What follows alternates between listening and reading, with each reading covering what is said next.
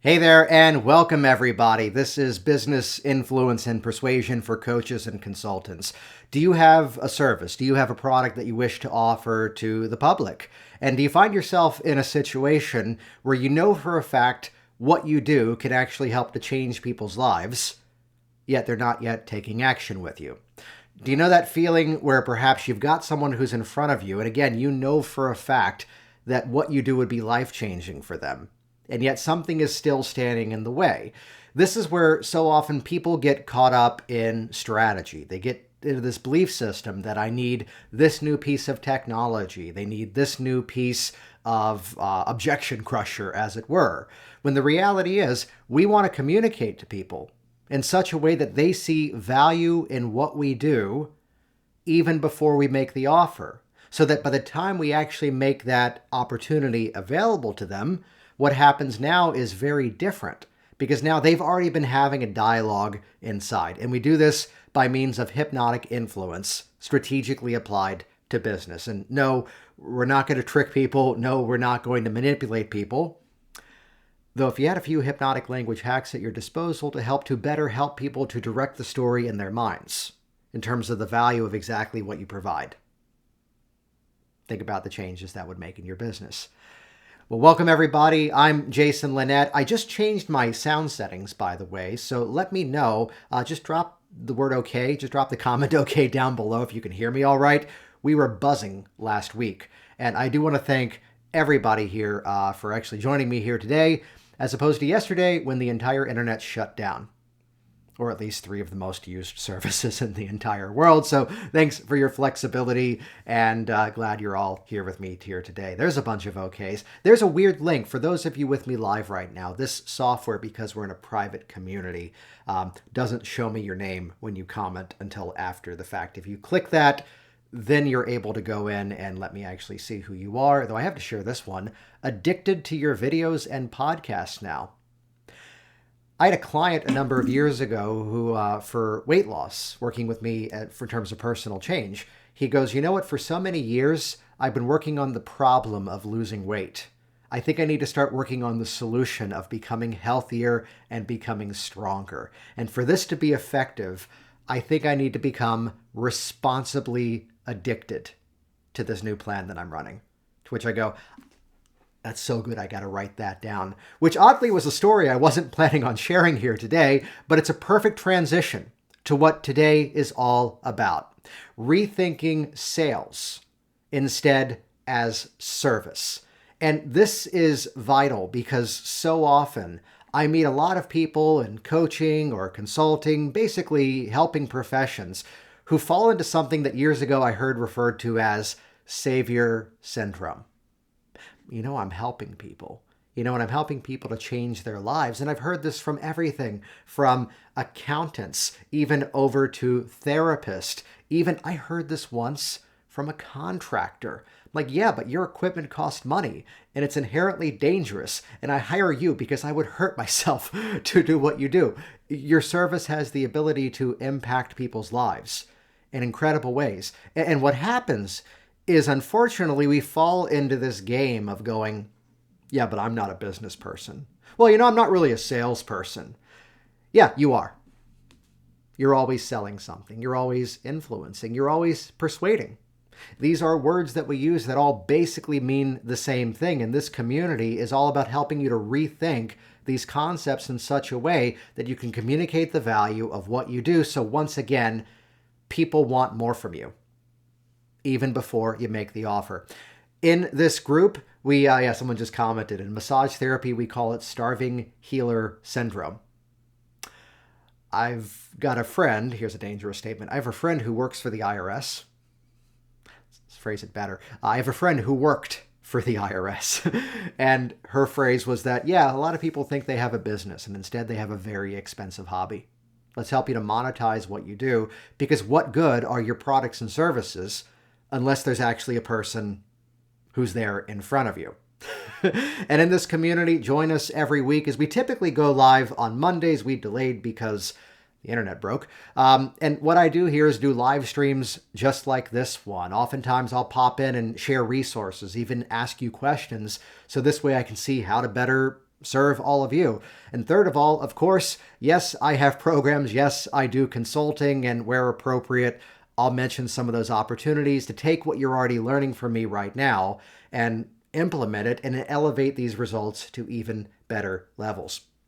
I have to share something that, which by the way, there's two different ways you can engage with this material, because we all have books on shelves that we perhaps haven't yet read. We all have videos we haven't yet watched. So I'm assuming you're all in a good, safe place where you can actually listen and participate. Now, mind you, if you're listening to me while you're driving, keep your full attention on the road and maintain the safety of those around you.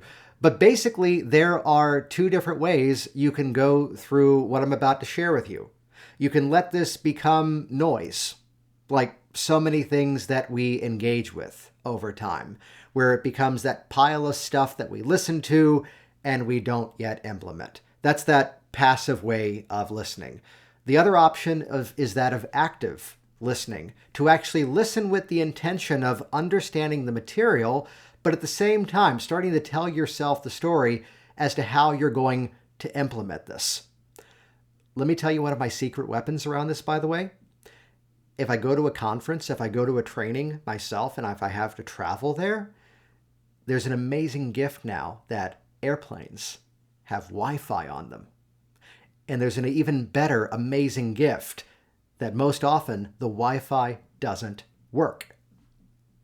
So I just count on the fact that it's going to be there, but I just assume it's broken. And I put on noise-canceling headphones, I open up my laptop, and I start to work on what I've actually learned. So I encourage you, for the next bit of time here with me, go into that active learning mode. So let me know you're here. Let me know you're actively participating. Drop the word active down below in the comments. That'll give me the cue that it's time to jump in and get started. There's, again, that weird link up above that's only on the live stream. We'll delete it after this becomes a replay. But I love this one. You made me so confident in business. Thank you.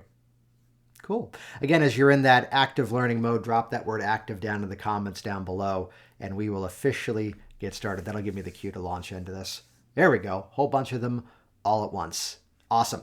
So let's talk about this. Let's start to understand really what occurs in the sales relationship. And from a hypnotic perspective, most of my career for the last dozen or so plus years, and longer if we count the years that technically it was a hobby, most of my time has been spent as a professional hypnotist, working with people for overcoming fears, rapidly changing habits and behaviors. And the best illustration of where there's this overlap from influence to hypnosis is a man who came into my office a bunch of years ago before I moved everything online recently. And he's in the office to quit smoking. And I've been taking notes as to what we've been talking about. And he suddenly turns the attitude in the room and he points his finger at me and he says, "Yeah, but you're just going to persuade me today." And I had to respond, yes, I am. I held up my notes. I'm going to take everything you've already said to me and I'm going to say it back to you in such a way that this time the message actually sticks. And I'm going to use your words to do it. Sound good? And he goes, "That makes a whole lot of sense." I go, "I know, right?" So there's a concept in hypnotic communication, which is called a reframe. And you've likely heard this term reframe before. The metaphor of a reframe would be that here's this blanket that someone has spilled paint on, and it's laying on the floor in a crumpled up mess. At which point it's basically garbage, right? Well, maybe not. If instead suddenly there's this beautiful ornate frame, reframe, there's this frame around it, and it's hanging on the wall inside of an art museum with a placard letting you know that's an original Jackson Pollock painting. And some people look at that stuff and go, "My kid could do that." No, they can't. All of a sudden, we're now meeting that piece with a very different concept. I'll share one more reframe in terms of business before I launch into this service-based thinking. This may surprise some of you, as the core of my business for about 10 years or so before we expanded around the world was based upon a dollars for hours model. Selling a service, selling time. When a client was in front of me, that's when I got paid. If a client wasn't in front of me, that's when I didn't get paid. Some of you in the marketing world may have heard of Roland Frazier. There's a quote that he said that I loved. When the bear is dancing, the money comes in. When the bear stops dancing, the money stops coming in. So as I found ways to duplicate myself and have more dancing bears all around the world, that's the nature of things at this point. So in a dollars for hours business, it may surprise some of you that never once in my entire career did I have a cancellation fee. No, never once did I have a cancellation fee. I had a rescheduling policy, which basically is a cancellation fee. But listen to where your brain goes when I say cancellation fee. That's a penalty. That's a how dare you. Instead, well, remember back to the forums, we do have a rescheduling policy that just requests that you either forfeit the session in the series or simply pay $200 to retain the meeting. What's best for you? Now, I will throw in the side note, and forgive the language on this. I did have a rescheduling policy, there we go, as well as a don't be a dick policy, because there's always something I can do in the shape of my business. So all of a sudden, by calling it something different, medical doctors have known this for years. When you start to talk about measurements of pressure or even measurements of comfort, as opposed to, are you still in pain? Becomes a different dialogue in people's minds. So I say this, I share this, and all of you, the service you provide, you do it for a reason. Here's someone at the end of it that we have a number of people in the financial world. All of a sudden now their bookkeeping is cleaned up. They're not living in fear of the government coming after them for unpaid taxes. They've got that peace of mind. That has an incredible value to it. People in a therapeutic respect who are helping them to release this old trauma, to help them to rewrite a new story. Do you see it's not just the hour that you've spent with that person? It's the actual result that you have cultivated as a result of that time. So there's a bit of intentionally negative language that I use around this of how dare you, first of all, not make it easy for those people to find you. The service, the skill that you provide has an incredible impact.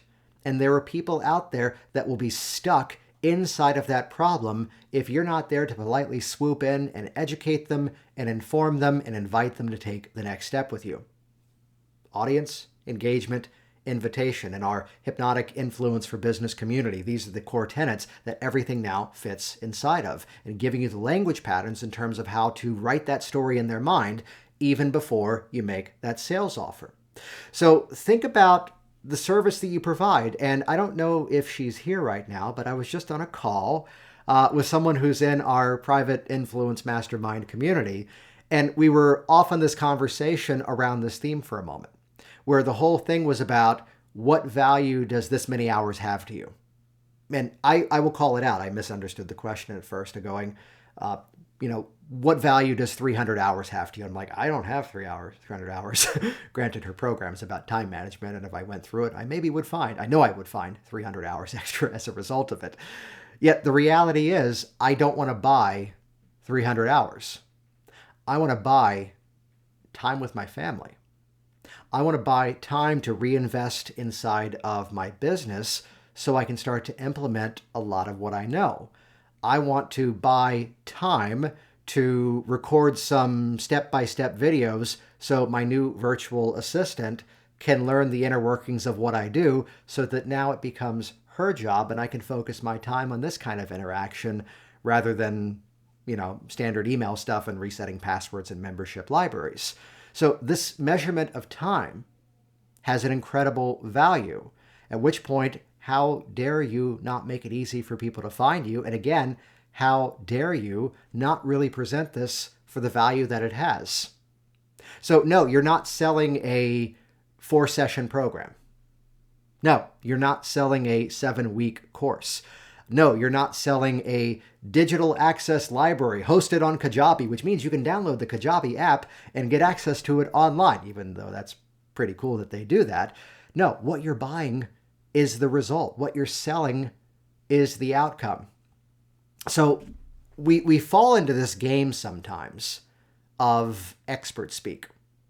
We fall into this game of the stuff that we are passionate about, the stuff that, as business owners, we can sometimes nerd out over and go, oh, we just plugged in this new tool to the business. Oh, this new software is coming out in January. That's going to solve a lot of problems. Oh, hey, I just changed my Office forms. Woohoo. We just moved my email from Microsoft Office to Gmail G Suite. It's really a thing we're doing right now. We can get caught up in that stuff, but at the end of the day, go back to the outcome. And this is what we teach inside of high ticket selling, that it's not about you're going to receive this, you're going to receive this, you're going to receive that, which that is important. Someone transcribe for me, and I'm sure I've shared this here before. Someone in the comments down below, type in X so that Y. If I start typing, my camera's going to start bouncing. So someone just in the comments down below, just drop in the comment X so that Y.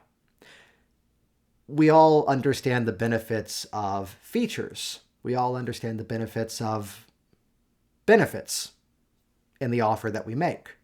But it's where, as you start to think about driving the communication in terms of, again, creating an opportunity, offering the sales, like 6 of you did at the same time, thank you.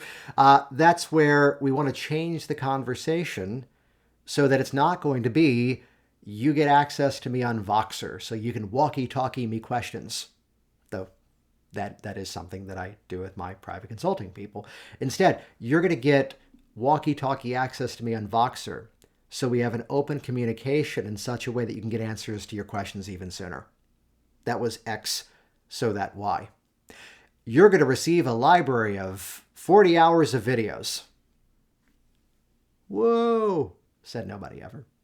Instead, you're going to get a step-by-step library of easy-to-digest videos so that you know how to get started, how to measure your results, and duplicate it time and time again the next time you go on camera. There's a formula. So what I encourage is pull out of the technician mindset in the shape of every business. In the book, E-Myth Revisited by Michael Gerber, he talks about the fact in business you are in either one of 3 roles, and I may paraphrase 1 or 2 of these. You are the technician. That's all of us here. You have a specific skill. You have a specific product or a service.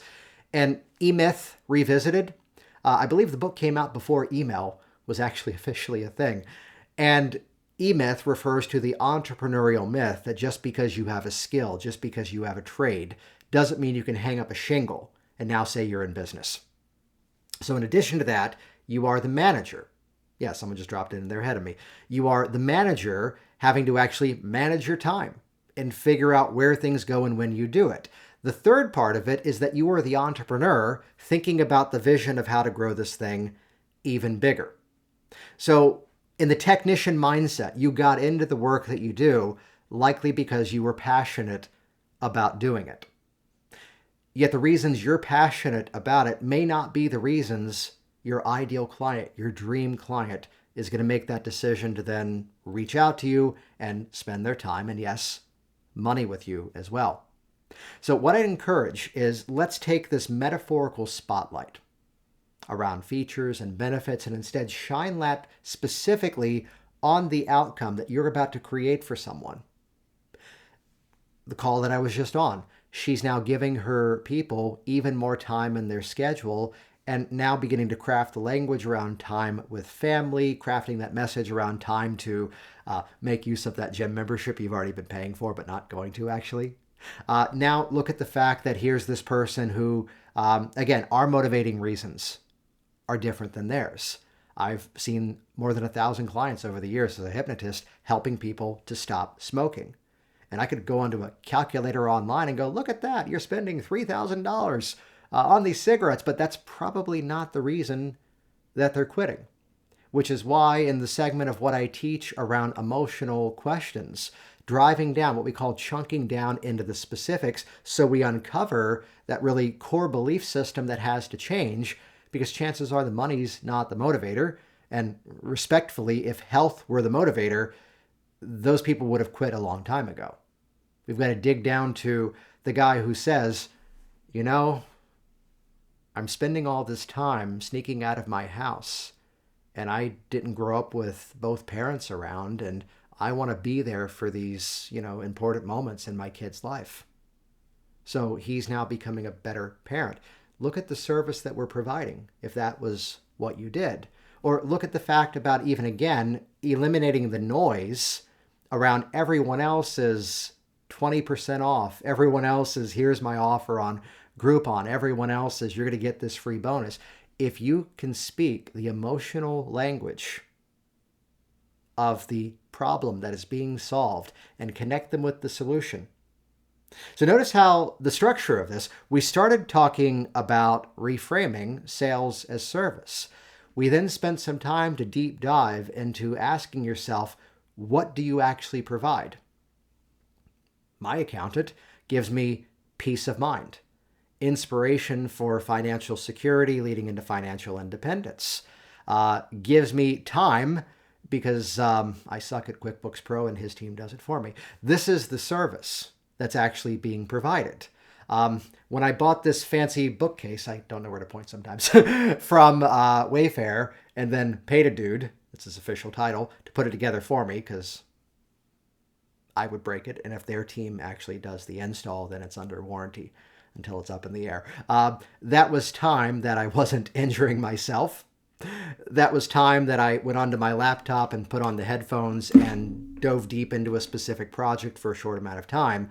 So the fact that $120 to assemble, it's pretty big. It goes up another 2 feet above the camera frame. The fact that that was my time that I got to use for other things, even if it was being around family or anything else that's important to you. So I encourage you, take this as a moment to ask yourself, what is the value of the service that you provide? Because again, this metaphor of the spotlight, so many people make the mistake of the comparison game. Well, this person is charging this person does the service that way. When you start to think about the service-based outcome and the real intrinsic value as to what you're creating for someone, and whoever can communicate that the best is the one who's going to win the sale, if we're talking in terms of competition. Do I need to pull out Maya Angelou once again? They may not remember what you said, but they will remember how you made them feel. People make decisions emotionally, and then we come up with the logic and the ration to then ratify the decisions that we've already made. And there's a reason why they're reaching out to you, or there's a reason why they should be reaching out to you. So in recent years, a popular theme, which has been around forever, popularized by Simon Sinek, about finding your why, know your why, different books around that theme. I've said this on here before. Why are most businesses on Facebook or any other social media platform? The unfortunate thing is they're on there because they think they're supposed to be, and unfortunately, that's the end of their strategy. Instead, ask yourself, why does this person need to hear what I do? And to quote Napoleon Hill, now it becomes that burning desire that you need to get that, not sale, not promotion, not advertisement, but opportunity. Ooh, 2 reframes in 1 presentation. How's that for value? Now we're putting that opportunity in front of people. And now we're telegraphing the reason as to why they need to reach out, why they can actually see that this problem exists and then elevate to that next step to then reach out to you. And then from there, let's now present everything that we do and that understanding in both directions at the same time, that here is a service that we're providing. And everyone else out there is talking about, here's your search engine optimization. Everyone else is talking about, just put yourself out there. You need to go into the specifics. That again, whenever we show up, and some people say, you just got to keep showing up. But whenever we show up, the reality is we have an opportunity. And I would say you have a moral obligation to tell the story in a much better way so that person sees the full value of what you do. So it's not the game of just the objection crusher or the clever way of grabbing someone's attention or duplicating the funny thing that other people are doing right now on TikTok. Instead, I can kind of do it. Instead, It's about crafting that message in such a way that lets people understand that you understand them. You can now explain this as a service. And we're now presenting that opportunity. We're presenting that invitation only at the time where, one, we know the sale is already made from an ethical standpoint, because we're not going to keep going with this system if we don't see that it's not a fit for someone. Let's always use our powers for good is the thing that we often say. I want to know your thoughts on this. Drop your comments down below. I can see a lot of cool things mentioned here. What you're buying is the result. What you're selling is the outcome. Yeah, the entrepreneur solves a problem people have and makes a business around it. No matter what your industry is, you're in the problem-solving community. The problem that I help to solve is the fact that, again, you know your offer can change people's lives, but people don't yet see the value enough in it that they're taking action with you. Or you've been in that moment before where you feel everything is ready to go, and understand, yes, sometimes people have specific challenges, whether it's time or money, but oftentimes it's an excuse as to why they say, let me think about it. Let me look at my budget over the weekend and get back to you. Because people are polite and don't want to say, no, I don't want what you sell. And when you hear that, understand, in many cases, it's not that they're not ready for it. It's that you haven't yet presented the value of the service in such a way that by the time they hear that number, it's a no-brainer investment, because now the conversation that they're telling themselves is the value it's going to create for them. And Patty's here. Hey, Patty. Yes, solve their problems. Why keep waiting? This is where I have to credit a friend of mine on this, Pat Quinn, who says there's either genuine urgency or artificial urgency. And I don't agree with urgency that's made up. Don't say we have 5 spots left when really you'd keep selling it. No, that's lying and your pants will be on fire. Artificial urgency, well, one example is I have a class starting in 3 weeks that there's 1 spot left. Well, there genuinely is 1 spot left because it sucks when we put too many people in that event. But it's artificial urgency because I've made it up, as opposed to genuine urgency. I mean, I'll call it out. Look at everything I've been talking about.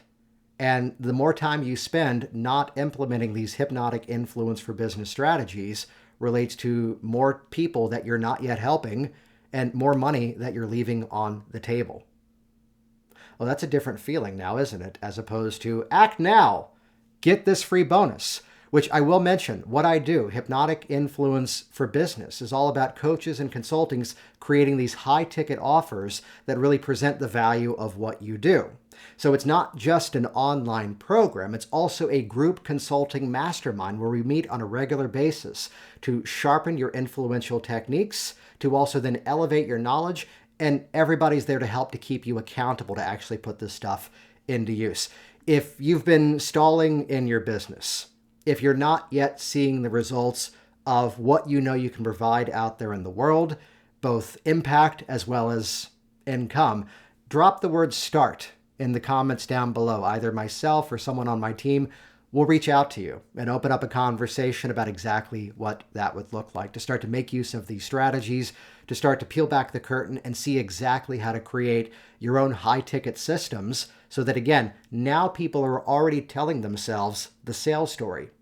Now they're already selling themselves into what you do. And I want you to hear this next statement from a careful place, because as much as I can get on here and talk about business and income and high ticket, money isn't really the motivator. The impact is the motivator. Yet the reality is we attach that monetary fee to it because, one, it costs me money to do what I do. But the other important part is until they actually put in the investment of energy in this form, in the case of money, they're likely not going to take it seriously. That those of you in the health coaching industry, that friend you've given advice to, how well is that going to be implemented? As opposed to that person who has paid you to help them to achieve a specific outcome in 12 weeks.